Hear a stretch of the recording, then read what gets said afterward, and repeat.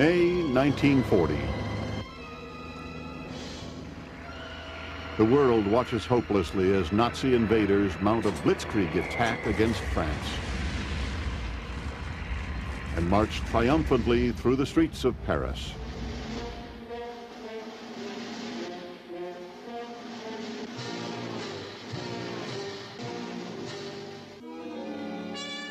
But behind the tears of a defeated people comes the rumbling of rebellion.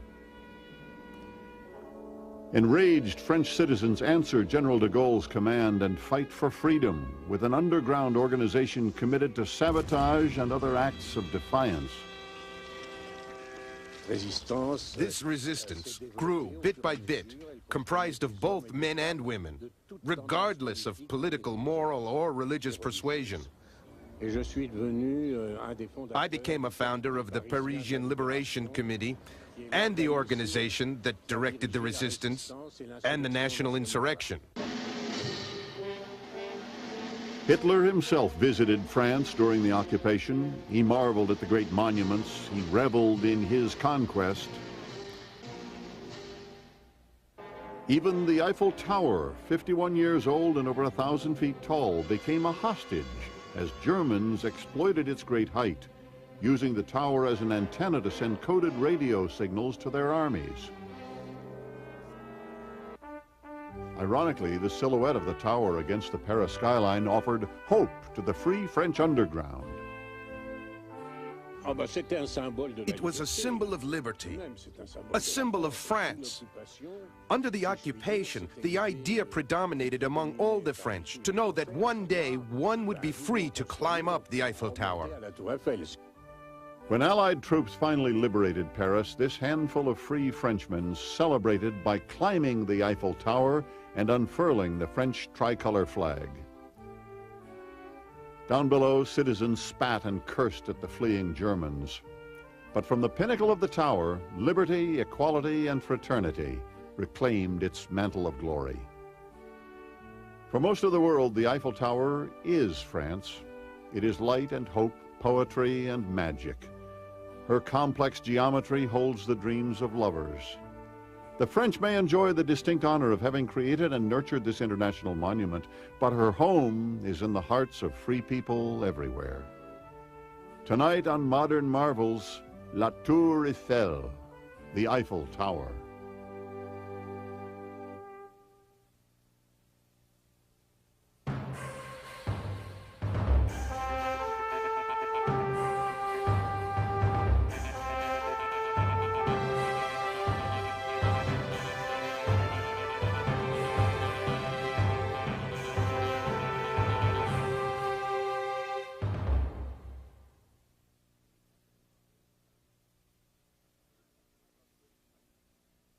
There is something about great height that suggests a spirit of triumph to the soul.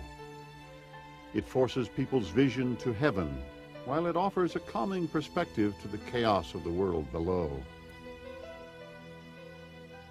Throughout the ages, people have challenged architectural and engineering limits to achieve great structural height.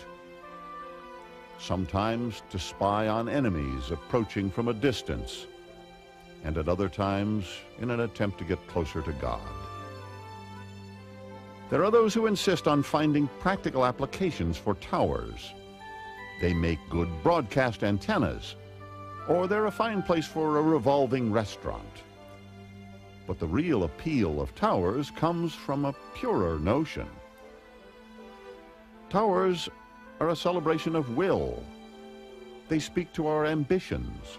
They are the joyous declaration that we exist. The world's best-loved tower is the Eiffel Tower in Paris. Its soaring height, its delicate lines, its airy volume, all reflect the best part of the French spirit. Designed and built in 1889, it was the centerpiece in a celebration of the bloody French Revolution 100 years earlier.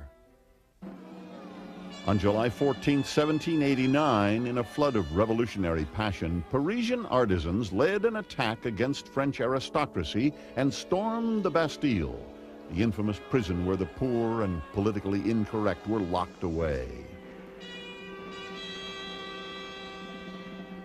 The insurrection spread across France, and patriots rallied to the battle cry of freedom, the Marseillaise. Let us go, children of the fatherland. Our day of glory has arrived. Against us stands tyranny. The bloody flag is raised. Come together in the countryside to lower these savage soldiers. They come right into our arms to cut the throats of your sons, your country. To arms, citizens, form your battalions, let us march, that their impure blood should water our fields. This nationalistic eruption reverberated across Europe and set the stage for modern democratic movements. And the French people were justifiably proud of the positive contributions their revolution had made. But a century later, the French ego was bruised after a devastating military defeat to Germany. The idea of mounting a spectacular international exposition seemed like a grand way to remember past glory and forget about contemporary setbacks. They were still sad because there was in 1870 a terrible war with Germany, and we had lost two provinces, Alsace and Lorraine. And for that, the French people were very pleased to have this exhibition to show they were very great. And you see, the country was quite rich. It was decided there needed to be a centerpiece for the celebration, an artistic statement which would loom over the crowds. The bravado of the industrial age suggested an engineering accomplishment, a tower. The tower was important as something very clever in technology, you see. Nobody in the world was able to build a tower of 1,000 feet, you see. Lots of people tried in America. There were lots of plans of towers, but they never built them. A competition was held for design. Architects from all over France submitted elaborate plans. The first one was done by a man called Maurice Coquelin. He was one of the first engineers in Gustave Eiffel's staff. Gustave Eiffel was France's premier architect-engineer. His reputation sprang from his visionary work on bridges. He explored the revolutionary concept of metal frame construction. His genius attracted the finest architects in France to his studio, and Eiffel's association with the project virtually guaranteed its funding and completion. Two young engineers on Eiffel's staff, Maurice Coquelin and Émile Nogier, actually created the concept of the 300-meter tower for the 1890 exhibition in Paris. They sketched the first crude designs for a framed structure, then called on architect Stephen Savastre to add ornamental flourishes, the arching floral elements and sculptural nuances. Their romantic inspiration was an 1887 French architectural notion that one could touch the sky from a structure if it reached the impossible height of 1,000 feet. Eiffel saw their plans and shared their dream. Their work was soon adopted by Monsieur Eiffel. At first, he agreed to add his name to the contest submission to improve its chances of winning. But he quickly became interested in the tower concept and began to add his own unique flourishes. Once Eiffel's name was on the project, everyone knew the outcome of the competition. With his social and political connections, Eiffel was well equipped to push the project through the Parisian bureaucracy. And he had the technical ability to transform the project from a paper design to a three-dimensional reality. The tower was designed to represent France's participation in the industrial age. As a symbol and as an engineering challenge, there was a lot riding on the success of the tower.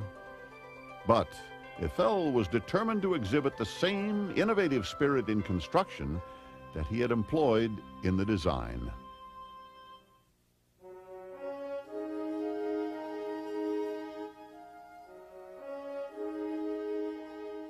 It is air and light form and motion, as sturdy as man's resolve and as ethereal as his thoughts. The Eiffel Tower is as much an idea of structure as it is an extraordinary physical monument. And the process of its construction reflects both the concept of prefabrication from the industrial age and the advanced building theories of the dawning 20th century. February 28, 1887. Gustave Eiffel gathered a crowd of dignitaries to witness the commencement of construction. He was 53, and this tower was to be his crowning achievement. As the ceremonies proceeded, 50 engineers were still drafting over 5,300 detailed blueprints for the 132 workmen at the site. It would take 4 months to lay the foundation for the legs. 2 pillars were set on 6.5-foot thick concrete slabs set 23 feet below ground. The remaining 2 legs were positioned so close to the Seine River that watertight metal dams had to be lowered into the damp earth so the concrete could set beneath the seeping water line. The square encompassed by the 4 legs was 426 feet on each side, broad enough to distribute evenly the structure's 7,000 tons of iron. Onto these foundations arose masonry bases embedded with 2 anchoring bolts for each of the 4 feet. From here, the legs would rise at a sharp 60-degree angle as hollow framework beams. The beams were made of angle brackets and flat bars riveted together with stiffeners attached to the sides. 4 of these assemblies combined to form the entire beam. The beam had the same structural dynamic as a series of interlocking cubes. And this is the genius of Eiffel's design. The framework support is as sturdy as solid stone, at only a fraction of the weight. It was also easily erected with standardized, inexpensive, prefabricated materials. Eventually, 18,000 metal parts and 2,500,000 rivets would comprise the tower. Yet all of the pieces are either flat bars, angle brackets, or plates. The first stage of the construction was also the most critical. All 4 legs needed to rise simultaneously and meet on an exact horizontal plane at the tower's first floor. The radical angle demanded scaffolding support for each of the legs, and a center scaffold to support the center ring girder which held the structure together. 800-ton thrust jacks, operated by manual hydraulic pumps installed under each leg, helped to raise and lower the 4 sides independently in order to reach the required precision. When this was achieved, Gustave Eiffel knew there was nothing that could stop the completion of his dream, although there were those who would try. Eiffel was annoyed by people who lived near the tower, who said that it will fall on their houses. And nobody would cover the risk. He covered it by himself.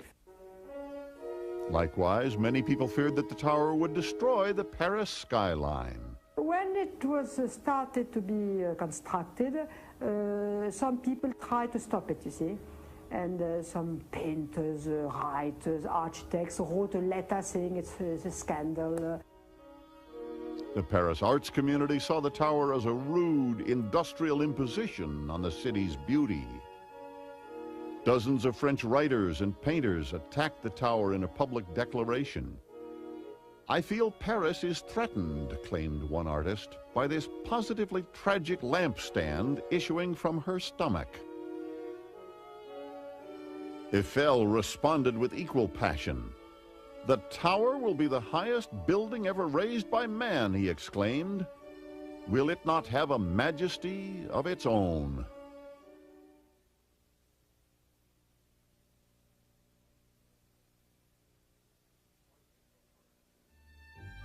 By April 1st, 1888, the 300-meter Tower of Paris was an eruption of iron lifting skyward and carrying with it the spirit of France.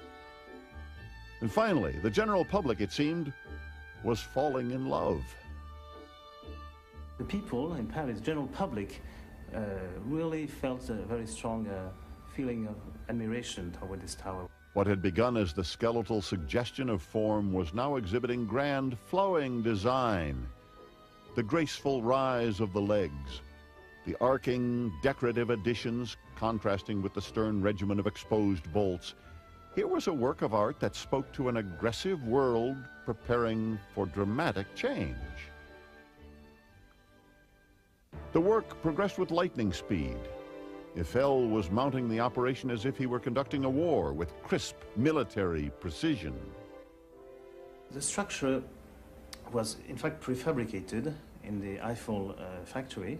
While the tower was assembled, at the most you had something like 300 people working on the site. Bits of the structure littered the site like scattered pieces of a child's erector set. Riveting teams worked in groups of 4 to keep up with the frantic pace. As soon as one load of iron was attached, 4 12-ton cranes would deliver more, crawling up the guide shafts where future elevators would soar. The second floor was finished a little over a year after the start of construction, and less than a year after that, on March 31st, 1889, the entire tower was complete. It had taken only 2 years, 2 months, and 5 days to build what would be the world's tallest structure for the next 40 years. Remarkably, there was not a single death as the result of the challenging and dangerous work. Eiffel himself was the first to climb the 1,710 steps to the summit and unfurl the French tricolor flag. Beneath him, the city of Paris. It seemed as if its soul was being funneled up the mighty legs of the tower and sprayed across the sky in a celestial celebration. When the 1889 Universal Exposition of Paris was officially opened, the glittering centerpiece was the 300-meter tower. Officials called it the greatest crowd-flabbergasting machine ever built. But soon it was simply to be known as the Eiffel Tower.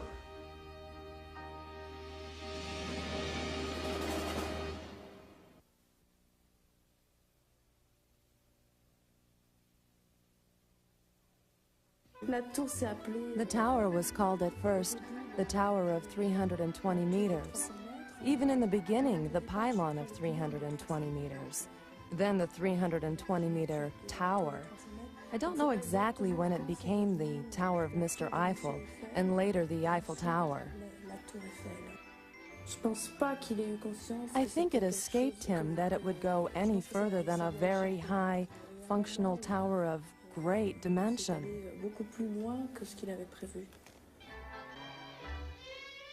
The Eiffel Tower is rooted in both the majestic and the mundane. It may have been the tallest structure on the planet, but it was equally cherished by Monsieur Eiffel because of the tremendous personal income it generated. You know, Mr. Eiffel practically funded the construction of the tower. In fact, he paid for most of it, and he made a deal. He said, if you give me the right to work on it for 20 years, I'll agree to finance it 80%. If he had not believed in the success of his tower, he would not have jumped into this venture in which he succeeded so magnificently. Monsieur Eiffel had a private apartment on the tower from which he conducted scientific experiments and met with important dignitaries. All the while, he could watch the elevators lifting nearly 2 million tourists to the top in the first year, representing over $1 million income to Eiffel as he personally garnered the receipts from ticket sales. Eiffel could earn money with the people going up, and he made a great lot of money. He was very rich after. Eiffel were not at all an artist. He was an entrepreneur. Contrasting opinions of Monsieur Eiffel spring from the multifaceted and conflicting nature of his character. He may not have been an artist, but his approach to metal frame construction established a structural aesthetic which is still admired today. He may have been a national hero after building the tower in 1889, but the next year, he was convicted of profiteering in the failed French effort to construct a Panama Canal. The canal was the dream of French engineer Ferdinand de Lesseps, who had triumphed with his Suez Canal and was determined to duplicate that feat in Panama. De Lesseps invited Eiffel to suggest an engineering approach to accomplish the jungle waterway, and Eiffel proposed an innovative system of locks. That idea was rejected by de Lesseps, and the result was disastrous. Canals cannot be carved through swamps and jungle. The attempt proved so expensive and unproductive, the French government was nearly thrown into bankruptcy. The political fallout was severe. Anyone even remotely associated with the failed attempt was vilified, and Eiffel was sentenced to 24 months in prison. That judgment was later overturned, but by then Eiffel had lost his appetite for the construction business. Eiffel was considered by all engineers like a god, you see. And he was he was also a man of science. He loved science. And when, after the Tower, he stopped building things. Instead, Eiffel, now 73, dedicated himself to pure scientific study, specifically the exploration of aerodynamics. Other French visionaries like author Jules Verne had applied crude 19th century notions to the concept of flight, as illustrated in this early film proposing a trip to the moon. Eiffel realized that advancements in aviation would need to be based on the scientific study of the natural elements. But while some well-meaning researchers were mired in the idea of outlandish mechanical contraptions, and others were attaching feathered wings to their arms and tossing themselves off the tower like birds, Eiffel returned to his analytical roots and built a workshop that still operates today. Mr. Eiffel, well, he made the first wind resistance tests because all of his life he had problems with the wind. That was his enemy, number one. And in 1906 to 1909, he began to question aerodynamic resistance, and that's why he made this first wind tunnel. One can say that in this wind tunnel, where you're standing right now, French aviationary studies began.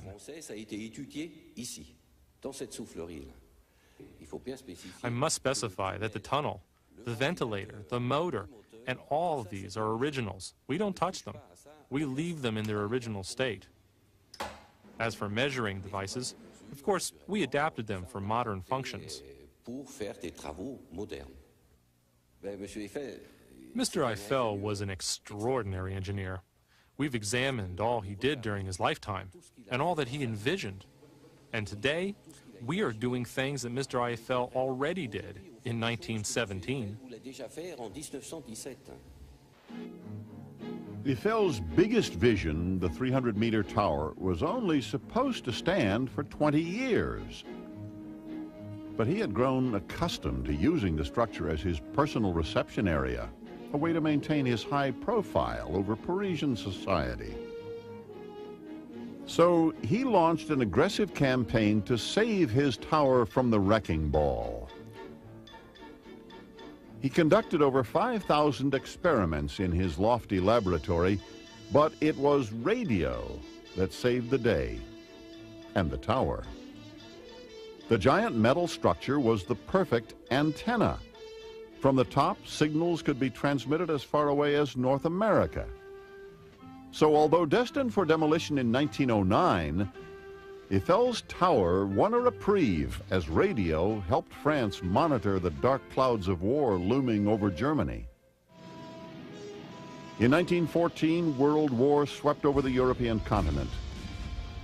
For Paris, the conflict came so close that soldiers often took taxis to travel to the front lines. But with the help of the Eiffel Tower, generals could listen in on the movements of the enemy and declare Zeppelin alerts from their elevated perch. In 1923, 5 years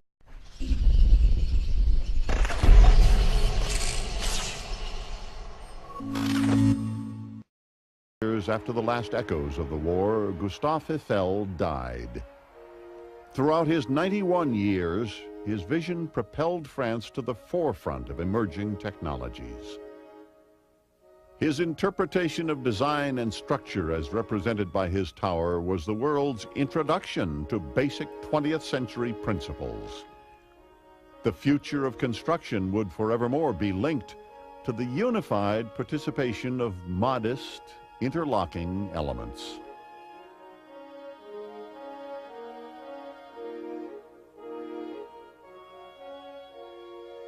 It was a concept whose time had come.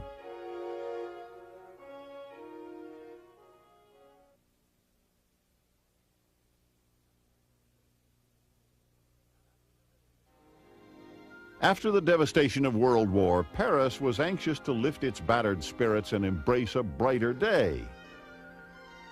Yet some sensed a subtle, desperate undercurrent to the celebratory esprit. It was as if the frantic good times were masking the many issues the war had left unsettled. Paris in the 20s attracted a lost generation, disillusioned with traditional values and philosophies. Some of these post-war Parisians were actually American artists and intellectuals, searching for meaning in a seemingly chaotic world. F. Scott Fitzgerald and his wife Zelda, Charlie Chaplin, movie stars, painters, and a mixed assortment of creative individuals became attracted to a French revolution in thinking called existentialism. Is what we are the sum of our existence, our time and poetry, nothing more than absurdist fantasy? Darker themes of alienation started to emerge in the arts, and ironically, the tower provided a visual and symbolic link to a lighter and more stable time. After all, Gustave Eiffel had created weightless beauty from dense, heavy metal, a very reassuring concept. The Eiffel Tower is not only the iron composing it, but also what's inside, air, captured in a latticework of metal. Some visitors feel that they are in the middle of nowhere. The sensation suggests that it's not only the structure, but also its void, which is the essential material of the Eiffel Tower. The tower's bold composition seemed a poetic link between the 19th and 20th centuries.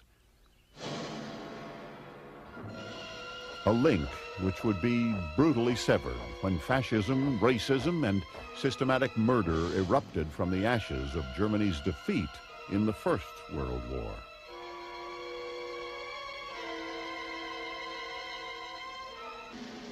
May 1940, in the terrifying panic of a Nazi blitzkrieg, Paris and the Eiffel Tower were taken hostage.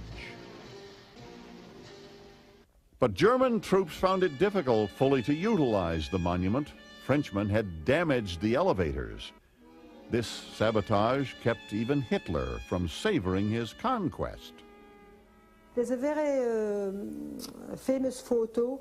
He's on the Trocadero, he looks at the tower, but he hasn't been on it. There were no lifts, couldn't go.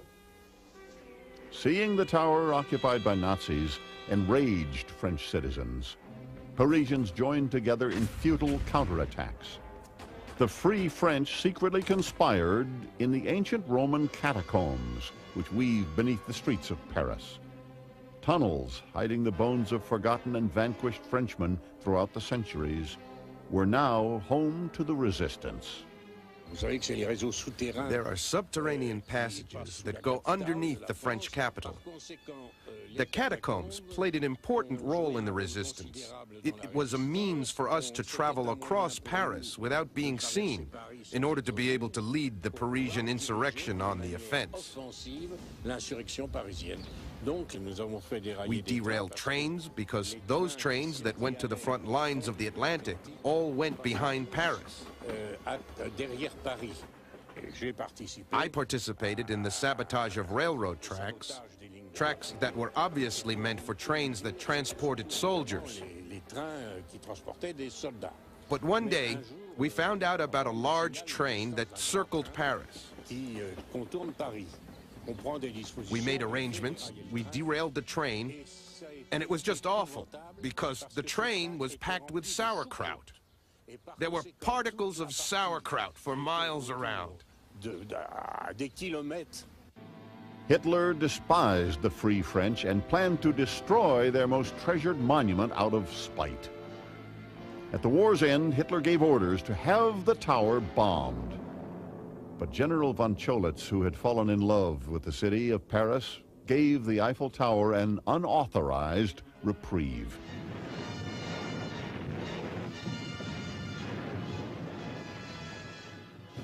People of Western Europe, a landing was made this morning on the coast of France by troops of the Allied Expeditionary Force. The hour of your liberation is approaching.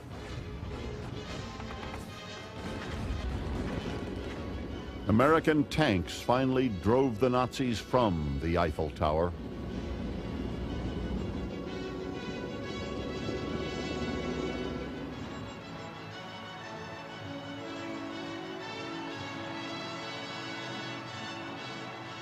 But when liberation finally came to Paris, the French government was in a shambles. The old leaders were gone. The next generation was ill-equipped to raise the country to its former glory. From 1945 through 1960, the people of France voted 20 different provisional governments into power. It was political chaos, until General Charles de Gaulle was finally persuaded to lead the country out of post-war calamity. Only a man of his strength and broad appeal could have saved the Republic. De Gaulle rallied the disheartened country and gave France back its spirit. Its soul, however, had always been protected in that giant cage of the Eiffel Tower. But just as France needed a new vision for the second half of the 20th century, the Eiffel Tower needed a new commitment to its care and maintenance if it were to stand at all.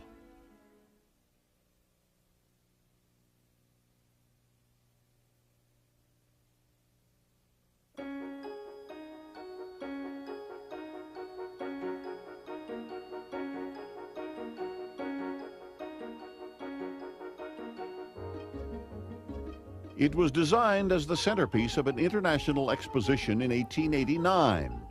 Today, more than a century later, the celebration continues, as well over 1,000 people visit the Eiffel Tower every hour.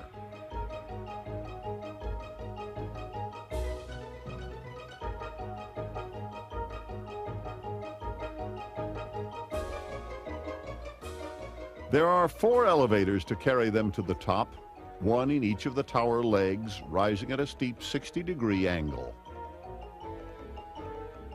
The heart of the hoisting is actually hidden beneath the legs in a century-old catacomb. Here, complex contraptions rival Jules Verne's most elaborate fantasies. The original principle was to have water under pressure, pushing a piston that was pushing a dolly. The dolly was pulling the cable to heave the car up. The 100-year-old technology forms an animated mosaic, giving the impression that the lifting is done by a giant mechanical toy. These piston rings, which are inside here, they're square cotton wreath about that big, which you press in, and they're greased with mutton fat. See it? See it? Very white, very nice one. Twice a week here, it smells like having a méchoui, you know, this North African roasted lamb. That's it. All technology works beautifully. That's leather. That's leather, same material.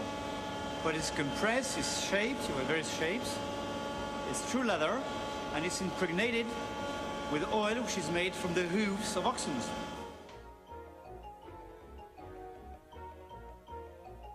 In 1980, officials decided to upgrade the system by blending the old technology with the latest high-tech equipment.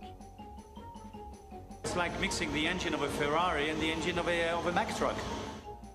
At the 3rd level, a second bank of elevators carries passengers vertically to the summit. Atop the structure, maintenance is non-stop. Every day, a small but determined team of 25 workers walk the narrow iron supports for the 18-month job of painting the tower. The process is the same today as when the tower was originally painted. Over 50 tons of paint is required to complete the task, a task that is repeated every 7 years. I was 18 years old when I began this job in the air as an industrial painter.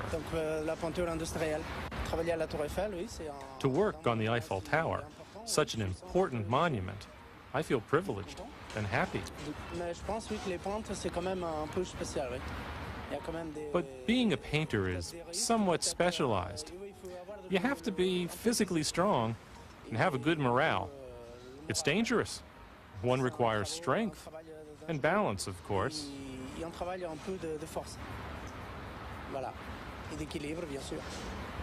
The higher I am, the better I feel.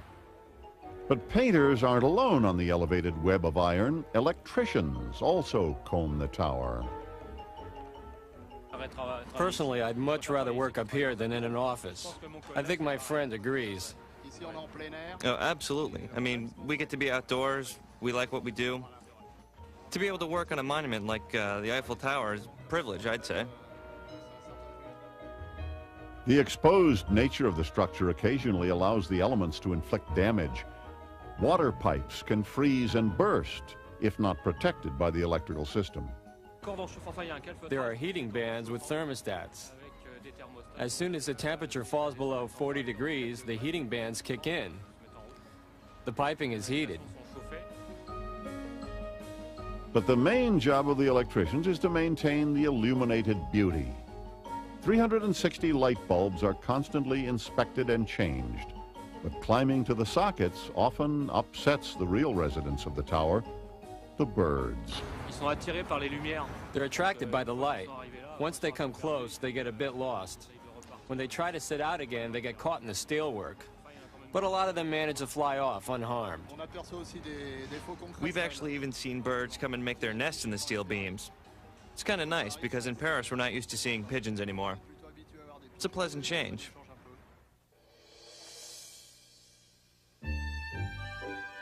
Early evening, the sun casts its last golden pink rays over the city of Paris. The homes, the museums, the monuments and cathedrals, and the couples who gather on the tower. The tower responds as if its own glorious wash of color is the reflected glow of lovers. The lighting design is calculated to enhance the romantic ambiance.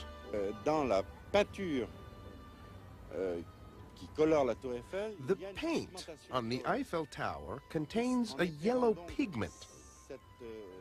Lighting it with yellow light brings out the yellow pigment. That's been the major source of success in this operation. The approach is entirely different because night lighting must interpret the feeling, even the expression of the monument.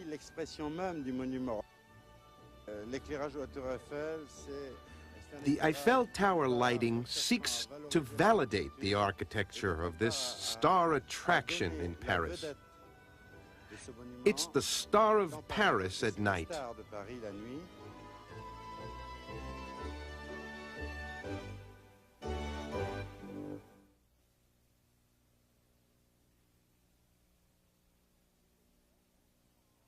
People who work at the tower are very proud. Some even too proud. It's like if they had built the tower. There is a sense of ownership which is shared among those who work the tower, especially the employees whose task is to greet visitors. My job, in fact, is to organize the tour guides. I am responsible for the group. We're now in the North Pillar. Each of the four corners of the Eiffel Tower is represented by pillars, in which you will find the elevators. Down there is the beautiful France restaurant, and above it the Parisian restaurant, the two restaurants of the first level. And over there is the Cinemax Gallery, where you'll find a post office, souvenir shops, buffets, ice cream vendors. There are lots of interesting things in the gallery. The tower was originally designed as a tourist mecca, and it still serves that light-hearted function today. But its magnificent vistas and staggering height sometimes attract a darker element. People periodically try to jump off the Eiffel Tower. Already 380 people have committed suicide. That's an average of about 3 or 4 a year. So we regularly try to control the situation. We try to reason with them. We would try to find out their motive. We discuss it with them. We try to talk with them as much as possible until security comes, and from then on, it's the fireman's responsibility. More often, a tour guide has the opportunity to see people in a more festive and romantic mood. I have seen a lot of couples walking arm in arm. They often come to celebrate an event or an anniversary.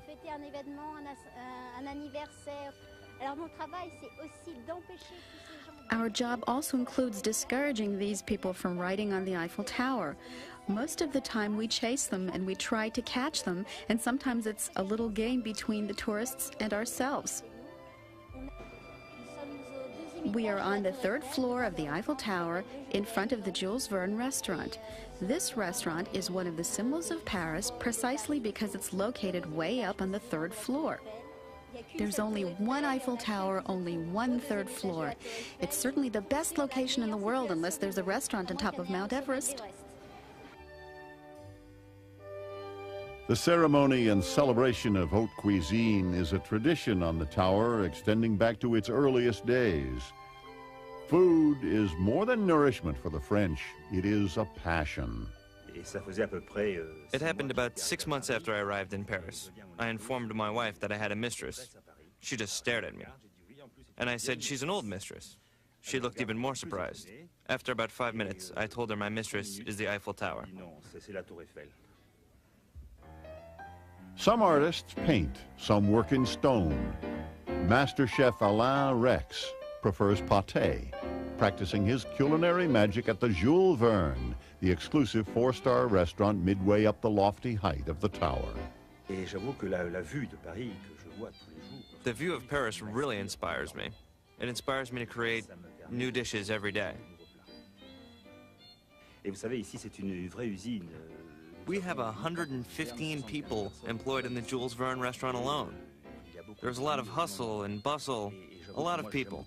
I love that. Armed with spatulas, whisks, paring knives, and soufflé dishes, Chef Rex and his men fight for the honor of France.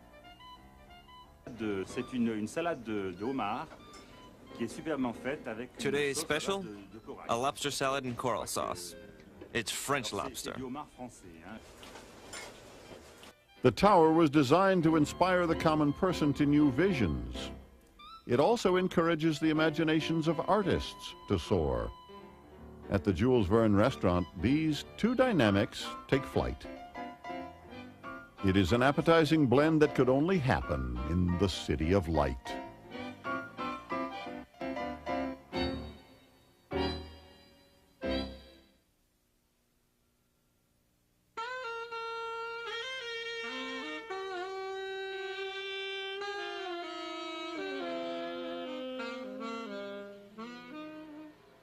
Paris is often called the City of Light. But to what quality of light does the title refer? Does it suggest the lightness of the French spirit, the enlightenment of the French culture, or perhaps the brilliant light of the French sky, bleaching marble facades by day and by night, cradling lovers in its rose-colored evening mist? Maybe it's the magic light of a cabaret where Toulouse-Lautrec painted and played.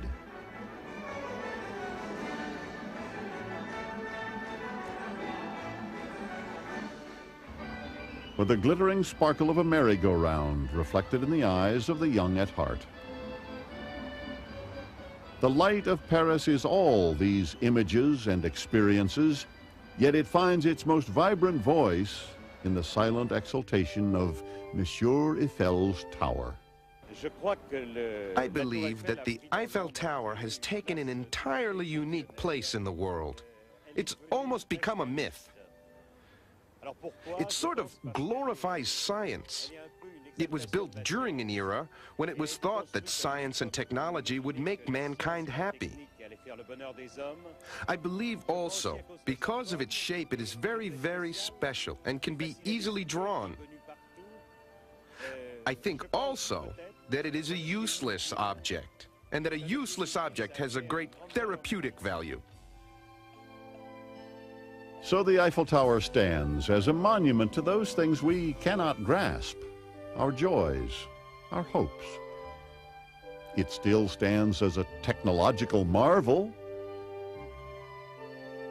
but in its simple, elegant, uplifting form, we find a way to celebrate life